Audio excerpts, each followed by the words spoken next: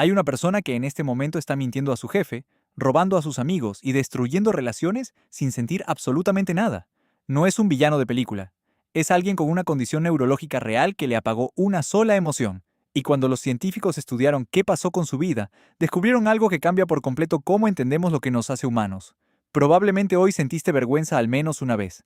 Quizás dijiste algo raro en una reunión.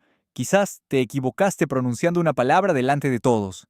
Ese calor en las mejillas, ese impulso de querer desaparecer. Llevas toda tu vida creyendo que la vergüenza es un defecto, algo que superar, algo de lo que deshacerse. Pero los neurocientíficos llevan décadas estudiando qué pasa cuando esa emoción desaparece por completo. Y lo que encontraron no es liberación. Es algo mucho más perturbador. Primero hay que entender qué es exactamente la vergüenza en el cerebro. No es lo mismo que la culpa, son dos circuitos distintos. La culpa dice, hice algo malo. La vergüenza dice, yo soy algo malo. Esa diferencia parece semántica, pero en el cerebro activa regiones completamente diferentes. La vergüenza enciende la corteza prefrontal medial, la ínsula anterior y la amígdala al mismo tiempo. Es básicamente una alarma de 3 niveles que combina conciencia social, sensación física de incomodidad y memoria emocional.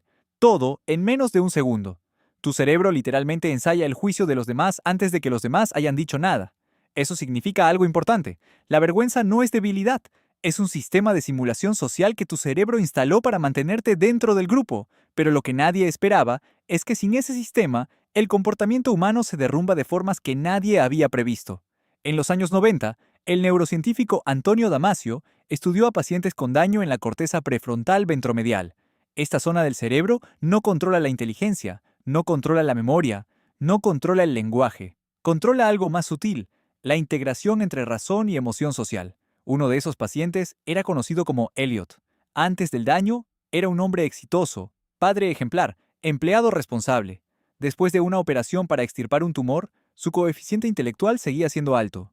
Su memoria funcionaba perfectamente. Podía explicarte en detalle por qué una decisión era mala, pero no podía tomar decisiones buenas. Perdió su trabajo por llegar tarde sin importarle. Perdió su matrimonio porque no podía anticipar cómo sus acciones afectaban a su esposa. Perdió su dinero en inversiones que cualquier persona con sentido común habría rechazado. Damasio lo describió así. Elliot podía razonar sobre las consecuencias, pero no podía sentirlas. Y sin sentirlas, ninguna opción le parecía mejor que otra.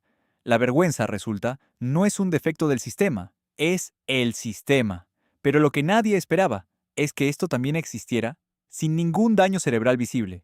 El trastorno de personalidad antisocial afecta aproximadamente al 1% de la población mundial. Esos son 80 millones de personas. Y una de sus características más documentadas es precisamente la ausencia de vergüenza. No la reducción, la ausencia. Los estudios de neuroimagen muestran que estas personas tienen una ínsula anterior significativamente menos activa. La ínsula es la región que convierte la información social en sensación física. Es literalmente la parte del cerebro que hace que te duela la vergüenza en el pecho. Sin ella activa, la información social entra, se procesa y no produce ninguna señal de alarma. Piénsalo así. Imagina que conduces un coche sin ningún indicador en el tablero. El motor puede estar quemándose, el depósito puede estar vacío, los frenos pueden estar fallando. Tú simplemente no lo sabes hasta que es demasiado tarde. Eso es lo que ocurre con el comportamiento social sin vergüenza. Las señales existen, pero no hay ningún instrumento que las traduzca en acción. Y aquí viene el giro que nadie menciona en las películas sobre psicópatas. Las personas sin vergüenza no suelen parecer monstruos, suelen parecer encantadoras. Un estudio de la Universidad de Vanderbilt de 2010 escaneó el cerebro de individuos con puntuaciones altas en rasgos psicopáticos y encontró algo sorprendente. Su sistema de recompensa dopaminérgica era entre 2 y 4 veces más activo ante estímulos de recompensa que el de personas típicas. Eso significa que no solo no sienten el freno de la vergüenza, sienten el acelerador del placer con mucha más intensidad. El resultado es una persona que busca recompensas de forma más agresiva, que no recalibra su comportamiento basándose en el coste social y que además tiene más energía y confianza aparente porque no carga con el peso de la autocrítica constante. Durante las primeras interacciones, eso se lee como carisma. El escritor John Ronson pasó años entrevistando a directivos de grandes corporaciones con rasgos psicopáticos para su libro, El test del psicópata. Su conclusión fue que el 4% de los CEO de empresas Fortune 500 cumplían criterios clínicos para el diagnóstico. El promedio en la población general es 1%. Las estructuras de poder parecen tener una especie de efecto amplificador sobre este rasgo, pero lo que nadie esperaba es que la ausencia de vergüenza También puede ser fabricada temporalmente, y los efectos son aterradores. En 2011, investigadores de la Universidad de Maastricht administraron dosis bajas de testosterona a participantes femeninas en un experimento doble ciego, no en cantidades anormales, solo un pequeño incremento. Después les midieron la respuesta emocional ante situaciones socialmente comprometidas. El resultado fue una reducción significativa de la respuesta de vergüenza anticipatoria. Las participantes tomaban decisiones más arriesgadas en contextos sociales y reportaban menos incomodidad ante posibles juicios negativos de terceros. Esto no significa que la testosterona sea el villano. Significa que la vergüenza tiene una química. Tiene moduladores. Y eso abre una pregunta mucho más grande. Si puedes reducirla con química, también puedes amplificarla.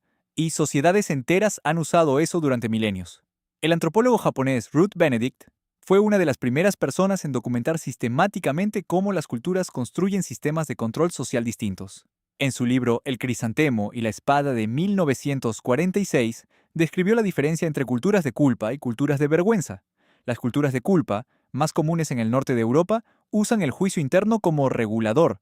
Las culturas de vergüenza, más extendidas en Asia Oriental, usan el juicio externo del grupo.